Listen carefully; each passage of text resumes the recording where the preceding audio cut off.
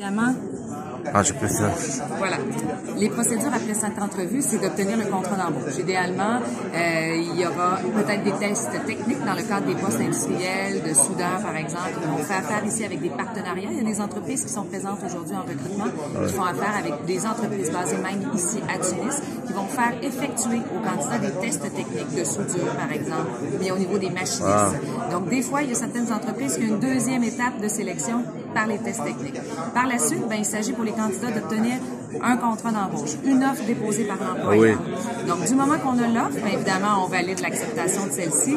Et là, c'est le début du rêve québécois qui s'enclenche. Donc là, à ce moment-là, il faut faire les démarches au niveau des permis de travail. Donc là, c'est avec l'immigration.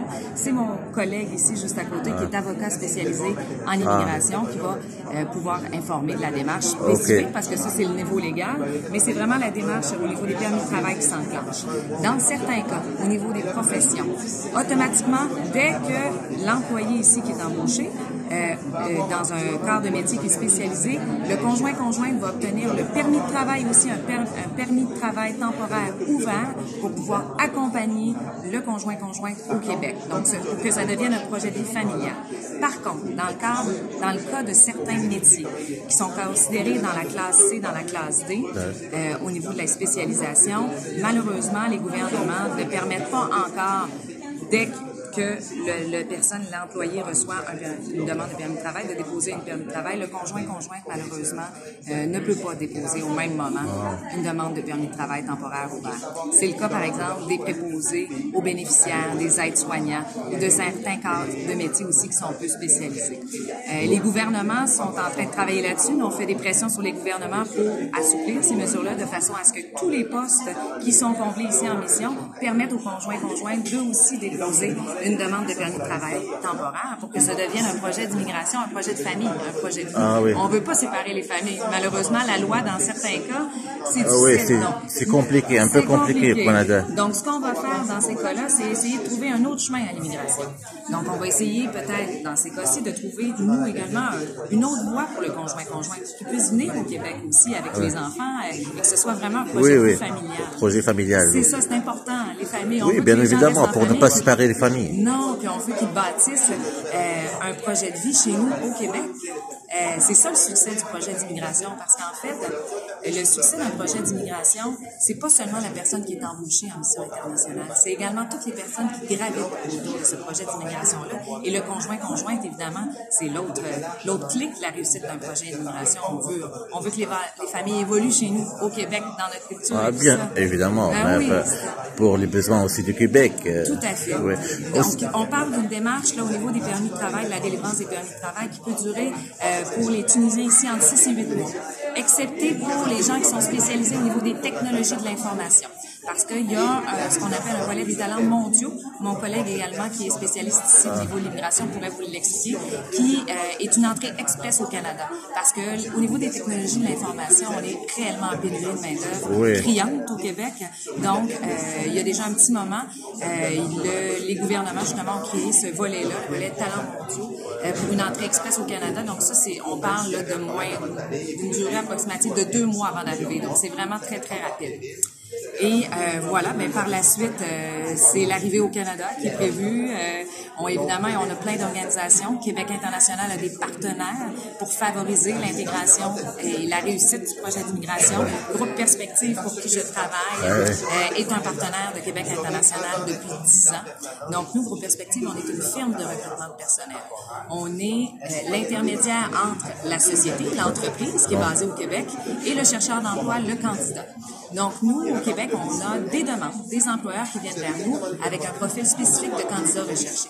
Alors, c'est là que nous, notre partenariat avec Québec International prend tout son sens et qu'on va pouvoir aider le conjoint-conjoint à décrocher un emploi, une première expérience québécoise. Alors, excusez-moi, les secteurs qui ont besoin de main-d'œuvre qualifiée au Québec, c'est plutôt sont les techniques.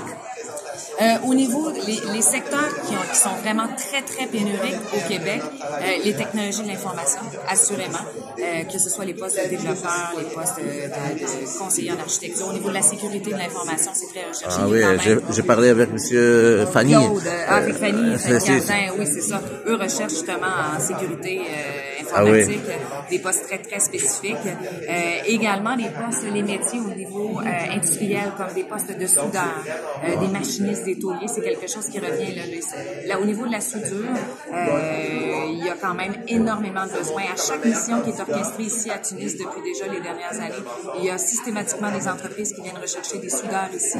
Parce qu'en Tunisie, vous avez quand même des bonnes écoles de formation. Oui, et nous avons une main-d'œuvre qualifiée. Et vous avez une main-d'œuvre qui est très qualifiée à ce niveau-là. Oui, donc, je vous dirais technologie de l'information, soudure et également soins de santé. Donc, depuis 1 an déjà, il y a beaucoup d'entreprises de Québec qui viennent chercher ici en Tunisie des préposés aux bénéficiaires, des infirmiers, des infirmières, pour pallier aux besoins de main-d'œuvre à Québec qui est criante aussi. Les postes administratifs ne sont pas en pénurie. Les postes administratifs, comptables et financiers. Non, je vous dirais, en fait, faut savoir que présentement au Québec, tous les postes sont en pénurie. Parce que si je vous fais un parallèle à Québec, région de la capitale, en capitale nationale, on parle d'un taux de chômage de 2,8 %. Au mois de mai, c'était 2,8 %. Vous imaginez à quel point c'est du jamais vu. C'est depuis 1976 au Québec que le taux de chômage n'a pas été aussi bas. Donc, c'est vous dire à quel point on est en besoin.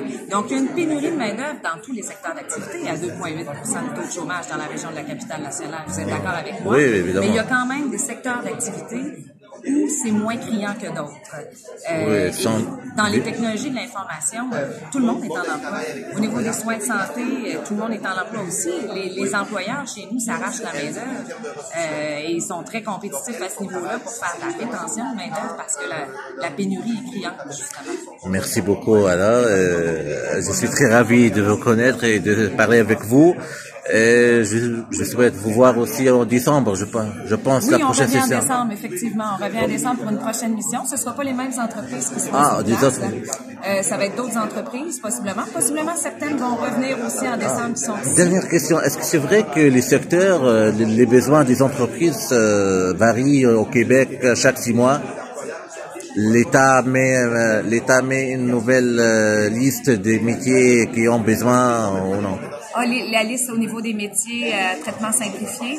Oui, effectivement, le gouvernement émet des listes au niveau des emplois qui sont en pénurie de main-d'œuvre, qui nous permet d'avoir un traitement simplifié et qui nous permet d'alléger tout ce qui est affichage, effort de recrutement, donc qui nous permet d'aller express.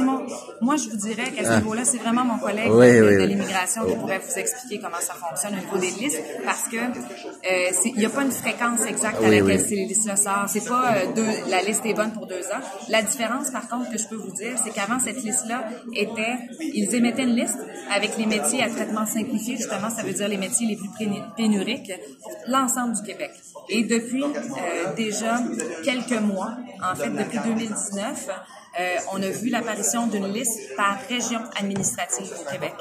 Donc, par exemple, si on est dans la région qui est la capitale nationale, c'est pas les mêmes postes qui vont se retrouver dans cette liste-là de métiers à traitement simplifié que les postes dans la région de la Côte-Nord, par exemple. Parce que c'est des réalités qui sont différentes. Donc, maintenant, les gouvernements ont fait une liste qui est adaptée par région administrative. Mais évidemment, ce sera mon collègue qui pourra vous en parler davantage. OK. Merci beaucoup. Merci.